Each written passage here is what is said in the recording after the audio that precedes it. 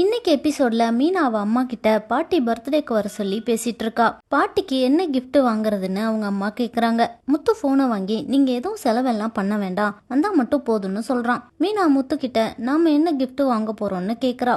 அதான் செயின் வாங்கலான்னு பார்த்தா அந்த ஓடுகாலி கெடுத்து விட்டானேன்னு முத்து சொல்றான். செயின் வாங்க முடியலன்னா என்ன, பாட்டி மனசுக்கு பிடிச்ச மாதிரி வேற ஏதாவது பண்ணலான்னு மீனா சொல்றா.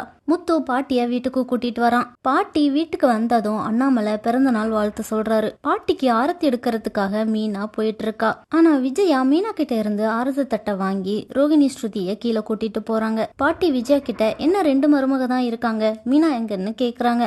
மீனா எதுக்கு, இவங்க ரெண்டு பேரும் மட்டும் எடுக்கட்டும்னு விஜயா சொல்றாங்க. மீனாவும் சேர்ந்து ஆரத்தி எடுத்தாதான் எனக்கு சந்தோஷம்னு பாட்டி சொல்றாங்க. அப்புறம் மூணு பேரும் பாட்டிக்கு ஆரத்தி எடுக்கிறாங்க. பாட்டி வீடு டெக்கரேட் பண்ணிருக்கிறதெல்லாம் பார்த்து ரொம்ப சந்தோஷப்படுறாங்க. வீட்டுல இருக்க எல்லாரும் பாட்டியோட ஜாலியா பேசிட்டு இருக்காங்க. அம்மா இதெல்லாம் ஆரம்பம் மட்டும்தான், பசங்க இன்னும் என்னென்னவோ செய்யணும்னு நினைச்சிட்டு இருக்காங்கன்னு அண்ணாமலை சொல்றாரு. நானும் உங்களுக்கு ஏதாவது செய்யணும்னு சொல்லி யோசிச்சுட்டு வந்திருக்கேன்னு பாட்டி சொல்றாங்க. ஆனா அது என்னன்னு யாராலையுமே கெஸ் பண்ண முடியல. என் மனசுக்கு பிடிச்ச மாதிரி பரிசு தரவங்களுக்கு நானும் ஒரு பரிசு தரேன்னு பாட்டி சொல்றாங்க. எப்படியும் பாட்டியோட கிஃப்ட் நமக்கு கிடைக்க போறதில்ல, நம்மளால பெருசா என்ன கொடுத்துட முடியும்னு முத்து சொல்றான். வீட்டுல இருந்தா தங்க நகை எப்படி கவரிங்கா ஆச்சுன்னு கேட்டு பிரச்சனை பண்ணிடுவேன், அதனால வெளியே போறேன்னு சொல்லி முத்து கிளம்பிடுறான். பாட்டிக்கு என்ன கிஃப்ட் கொடுத்து அவங்க கிட்ட இருந்து அந்த ஸ்பெஷல் கிஃப்ட வாங்குறதுன்னு மனோஜ் ரோகிணியும் பிளான் பண்ணிட்டு இருக்காங்க. என்ன நடக்க போகுதுன்னு நாளைக்கு எபிசோட்ல பார்க்கலாம்.